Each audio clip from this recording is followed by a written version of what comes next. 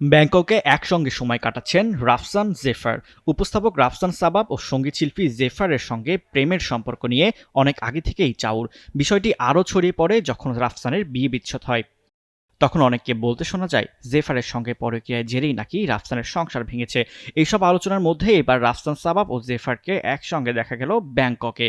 সেখানে তারা একসঙ্গে সময় কাটাচ্ছেন। ধারণা করা হচ্ছে শুধু তারাই নন, তাদের সঙ্গে রয়েছেন ওই দুজনের পরিবারের সদস্যরাও।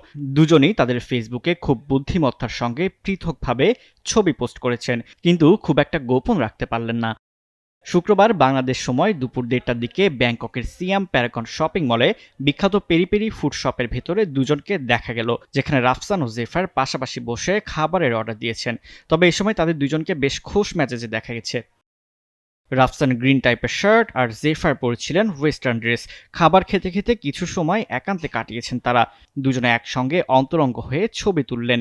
তবে সেই সব ছবি নিজেদের ফেসবুক ওয়ালে শেয়ার না দিলেও প্রবাসী বাংলাদেশির তোলা ছবিটি হাত ঘুরে গণমাধ্যমে হাতে এসেছে। এদিকে শোবিজ অঙ্গনের অনেকেরই দাবি রাফসান ও জেফারের দীর্ঘদিন ধরেই প্রেমের সম্পর্ক রয়েছে। গুঞ্জন রয়েছে গোপনে তারা বিয়েও সেরেছেন, যদিও কেউ বিষয়টি নিয়ে এখনও প্রকাশ্যে মুখ খোলেননি।